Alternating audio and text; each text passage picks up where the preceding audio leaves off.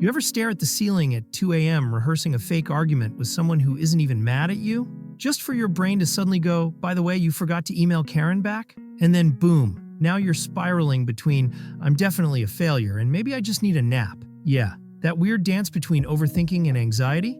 Let's just say they're not twins, more like evil cousins who borrow each other's clothes. But what if we've been thinking about them all wrong?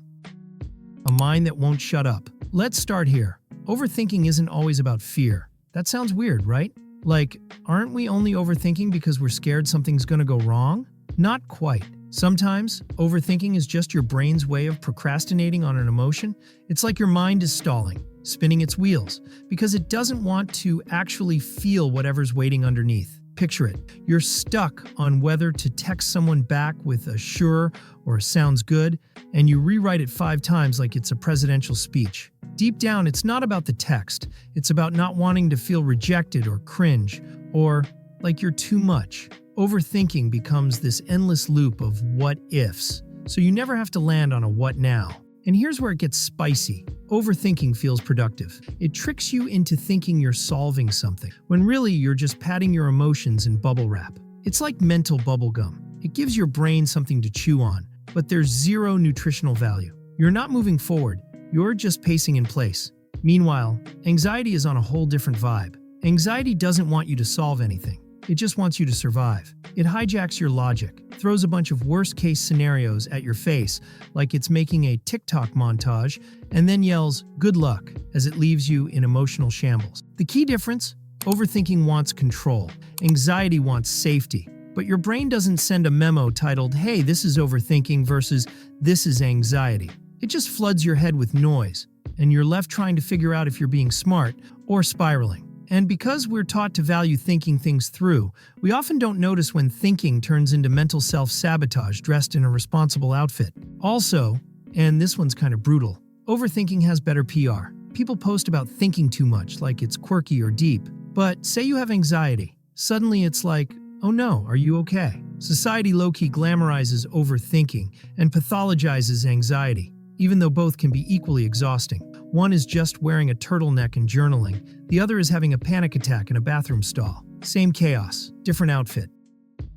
Spirals in disguise. Let's talk about the illusion of control. Overthinking gives you this false sense that if you just analyze a situation enough, you'll prevent pain. Like if you replay that awkward conversation 47 times, maybe you'll find the one exact word you said wrong and fix it retroactively through sheer mental effort. Spoiler, you won't. But your brain loves that illusion.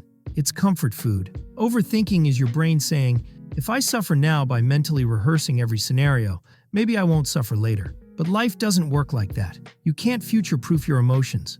No matter how many times you pre-live a situation, you're still going to feel what you feel when it actually happens. Probably worse, because now you're tired and anxious. And here's where things get tricky. Anxiety doesn't always feel like panic attacks. Sometimes it shows up quietly, like background static. You wake up already tense, your jaw is tight, your thoughts are racing before you even brush your teeth. It's this hum of something's wrong, with no clear threat. And that's the kicker. Your brain starts searching for a reason you feel this way, and boom, cue the overthinking. It becomes this toxic loop. Anxiety causes overthinking. Overthinking fuels anxiety. It's like arguing with yourself while also being your own hype man and worst critic at the same time. Exhausting. But maybe the weirdest part? Both overthinking and anxiety can feel familiar, weirdly safe, especially if you grew up in chaos, or if your brain got used to scanning for danger early on. Silence feels suspicious. Peace feels like the calm before a storm, so your mind fills the quiet with mental noise just to feel normal. You don't even notice it's happening. You just call it being cautious or deep, but underneath, it's survival mode dressed up as personality. And realizing that kind of messes with your head. The hidden cost when thinking becomes a cage. You ever notice how overthinking feels like you're doing something? But at the end of the day, nothing changes? Like, you just spent 2 hours analyzing a 3-second interaction with someone who probably didn't even register it. You replay the way they said okay, and suddenly you've got a full conspiracy theory about how they secretly hate you. But let's be real, it's not about them. It's about that voice in your head, looking for evidence that you're not enough, that you're annoying, that you're a burden. Overthinking isn't just thinking too much. It's believing too little in yourself. And anxiety? It just tags along like, yep, Exactly. Told you so. There's this quiet suffering that comes with always being in your head. It's isolating. You could be sitting in a room full of people, laughing even, but internally you're editing past convos, pre-writing future ones, and questioning if you're even likable. That's the real cost. Not the time you lose, but the life you miss, the connection you avoid, the chances you don't take, because your brain whispered, "What if it goes wrong?" so convincingly that you didn't even question it. That's what anxiety and overthinking do best. They shrink your world without you noticing. And the worst part? You become really good at hiding it. You seem calm, collected, maybe even funny. But inside it's chaos. You overanalyze your overanalyzing. You feel guilty for taking up space. You plan every text like it's a chess move. And when people tell you to just relax or stop thinking so much, you smile and nod, even though that advice is about as useful as telling a drowning person to just breathe. Here's the truth. This isn't about being dramatic. It's not about being too sensitive or just anxious. This is about having a brain that runs marathons while your body just wants to rest. It's about being wired for survival in a world that keeps demanding performance. And somewhere along the way, you forgot what quiet actually sounds like. Not the quiet of your room, but the quiet inside your mind. That kind of peace feels like a myth or a memory, but maybe it's something else, a skill, one we were never taught. What if it's not you? Okay, deep breath, because here's the plot twist. What if your overthinking and anxiety aren't signs of a broken brain, but signs of a smart one that's just overwhelmed? Think about it. Your brain is doing exactly what it was designed to do, protect you. It's scanning for patterns, predicting outcomes, avoiding danger, like some overcaffeinated bodyguard who never got the memo that you're not in a war zone anymore. That voice in your head saying, "Don't say that, you'll sound dumb," that's not your enemy. That's your nervous system trying, badly, to keep you safe. The real issue isn't that you're overthinking. It's that your brain is doing a useful job in a place where it's no longer useful. Here's another wild thought. Overthinking and anxiety aren't always problems to fix. Sometimes they're clues. Clues that you don't feel safe, that you don't trust yourself yet, that somewhere in your story, you learned you had to earn peace instead of just have it. And once you see it like that, you stop trying to fight your brain and start getting curious. Instead of, "Why am I like this?" maybe try, "What is this trying to protect me from?" Because honestly, half the time we're not afraid of reality. We're afraid of the feeling that might come with it. And here's where things get kind of beautiful in a messy, very human way. When you stop judging the spiral, it slows down. When you stop needing to outthink every outcome, you get your time back, your breath, your presence. The spiral doesn't control you anymore. You still overthink sometimes, sure, but now you recognize it. You call it out. You name the pattern. And naming something? That's the first step to not being ruled by it. It's like turning on the light in a room you've always been scared of. It's not perfect, but it's a start. Because maybe the goal isn't to silence the mind. Maybe it's to teach it a new song. Learning to think less and feel more. So where do we go from here? If overthinking is your brain trying to protect you, and anxiety is your body waving a red flag, then maybe the goal isn't to shut them up, but to learn their language. That means when your thoughts start spiraling, you don't ask, "How do I stop this?" You ask, "What am I really afraid of right now?" That one question? It's like a flashlight in a dark cave. It doesn't fix everything, but it helps you see. And once you can see, you can choose. You can pause, you can breathe, you can remember not every thought is a fact, and not every feeling is a threat.